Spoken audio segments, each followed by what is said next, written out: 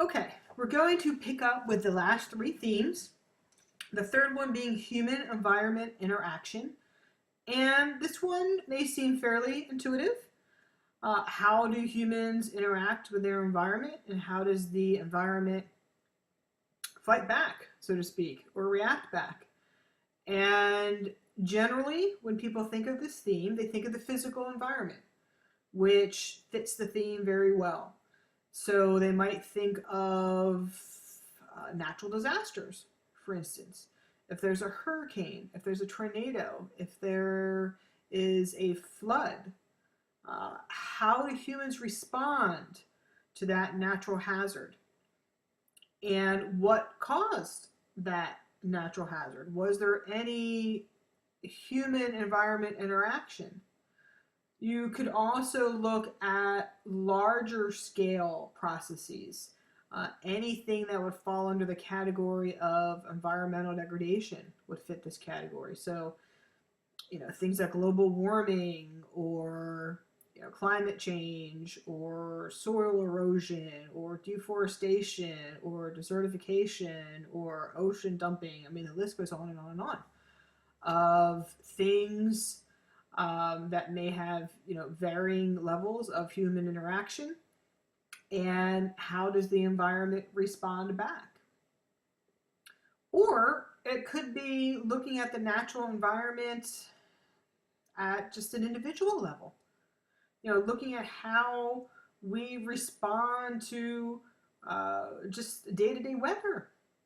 Do you respond any differently if it's 110 degrees and sunny versus if it's 52 degrees and raining? Of course you do. It will dictate your plans for the day in some cases, and may even affect your mood in some cases. And as a culture, we're becoming more and more interested in weather overall. If you watch the news, for instance, the weather used to, at one point in time, just be the last 5 minutes of a news broadcast. So if you wanted to see the weather, you turned on the news at 6:25 or 11:25, and you got the 5-day forecast. Now, when you watch the news, you get the sneak peek at the beginning. Then maybe a few minutes in, you might take a little look at Doppler, but they don't quite tell you the forecast. You still have to wait till later for that. Then there might be another sneak peek, storms approaching, stay tuned. And then it's, again, not until the end that you get the full forecast. And of course, now with the internet and smartphones and things like that, I mean, you can get any weather information just at the touch of a button. But we are very interested in that overall, particularly if there's anything outside the norm. I mean, if there's an area where it snows, usually first snowfall, it's top story. And people want to see it. People want to stay glued to the TV. People want to see the clips of the car sliding across the road on the ice and people falling on the sidewalk and things like that. Even in Fresno, in the wintertime, if there's a week of 100-degree temperatures, it's top story. And it's Fresno. I mean, we know this. Okay, we know it's going to hit 100 degrees at some point in the summertime. But still, it's the top story. They might even go so far as to bring in the expert, every year to tell you what you should do. Stay indoors, check on the elderly, give your pets water, that type of standard stuff that you think is common knowledge. But it's part of this fascination with the physical world and weather. So that's the obvious interaction. But it can also be the physical environment. It doesn't necessarily have to be the natural environment. It could be our built environment, our classrooms, our malls, our grocery stores. All of these things are built to evoke a certain response.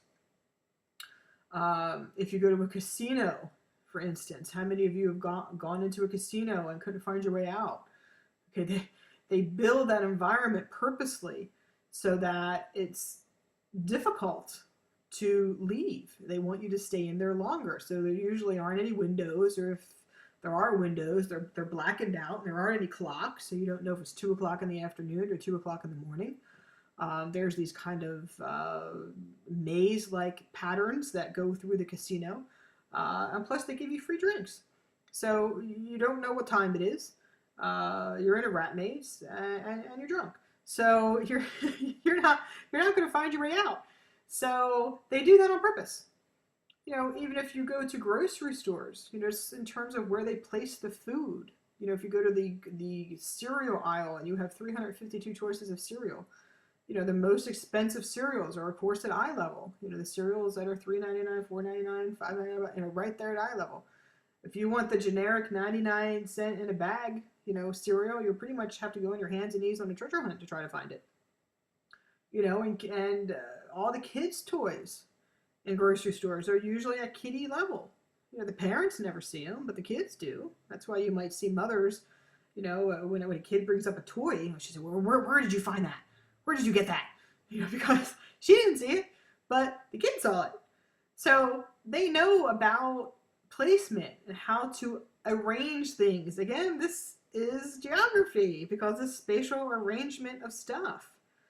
How classrooms are arranged will often affect learning. And as human beings, we have patterns of spatial arrangement. You go into a movie theater, a crowded movie theater, and you'll see this, where people will scan seats. So there's a good spatial arrangement where they have some empty seats around them. If there were only a few people in a movie theater and someone else came in and sat right next to you when there were 150 other empty seats, you'd probably find that odd. What's going on here? Doesn't that person understand the spatial arrangement? Students will usually sit in the same seats every day or close to it. And they get used to that pattern. And if they walk in a little bit late and someone's in their seat, kind of shakes it up a little bit. Like, wait a minute, what's going on here? Now I have to sit somewhere else. So now the whole class looks different because they're used to that interaction with the spatial arrangement that they've had the entire semester. So human environment interaction can be both a physical environment and the built environment. Movement, the fourth theme, can involve the movement of anything. Okay, the movement of anything. I know that's broad, but it is the movement of anything, tangible or intangible. So it can be physical things, planes, trains, automobiles, or it can be the movement of ideas, the movement of disease, the movement of things that are more abstract. A lot of geographers study movement, and we can look at large-scale migration patterns. That's movement. Why do people move? Large-scale movements from one part of the world to the other part of the world. Why do people move from one part of the United States to the other part of the United States? Why do people move within a state? How do we decide which road we're going to take? How are we going to decide how we're going to design our roads to facilitate ease of movement? And if you think about roads in Fresno, you can see how they are designed in such a way. If you're going from if you're going south to north, how you have roads corresponding with freeway exits, where you have a road that's fairly busy, then not so busy. So you have Shaw, busy, Barstow, not so busy, Bullard, busy, etc., going all the way up. This is to facilitate movement. Some of you may have tried to take a shortcut through a neighborhood and it didn't quite pan out. Okay, that's what's supposed to happen because they don't want you to take a shortcut through a neighborhood. So they design it with a very different type of pattern, a road pattern, so that it's not going to lend itself to be an easy shortcut. So they want the only people to be in that neighborhood are the people that live in that neighborhood or that are visiting in that neighborhood. So we're always doing things to facilitate movement. Even your individual movement of, when you leave work or when you say you're on campus and you're going from one class to another, how do you decide which route you're going to take? Is it where the sidewalk is, or is it the closest way to get there, to get from point A to point B, no matter what you have to travel through? Usually it's the second option, which is why just about every campus, everywhere, has a very nice network of sidewalks, along with a very nice network of dirt paths.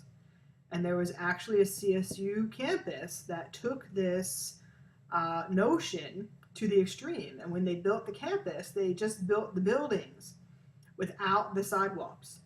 And I don't know if it was a semester or maybe it was an entire academic year that they then built the sidewalks where all the dirt paths were that were made by the students. I thought this was genius. I thought this was geography in action, because now they were looking at spatial patterns. So if they wanted to grow grass, they actually could. If they wanted to plant some flowers that weren't going to be trampled, they actually could. So that was taking a geographic notion and applying it in a very real world way. So again, it can be the movement of animals, it can be the movement of people, it can be the movement of cars, of planes, or of ideas, of more abstract things. But geographers are always looking at how phenomena get from point A to point B. And the last theme is region. And a region, very simply, is an area that has similar characteristics. It's an area that has similar characteristics. And it is typically enclosed with a boundary of some sort. Now, again, this region can be real or imaginary. Okay? It can be concrete, it can be perceptual. So, for example, Fresno is a region. Fresno County is a region. The state of California is a region. The United States is a region. North America is a region. Okay, with political borders. If I gave you a map of the United States and asked you to draw lines designating the Northeast, the Southeast, the Southwest, the West, etc., Midwest, you would probably all have different maps. That would be more of a perceptual region. The line may not be as definitive, but a region nonetheless. We can look at language regions, areas where the same dialect is spoken or the same language is spoken. We can look at agricultural regions, the corn belt, the dairy belt, the wheat belt. Those are all regions. We can look at the Bible Belt is a region, so religious regions. Agricultural regions, we can look at, or I mentioned agricultural, I said it again. We can look at the Sun Belt or the Rust Belt. Okay, that has to do with industry or lack thereof.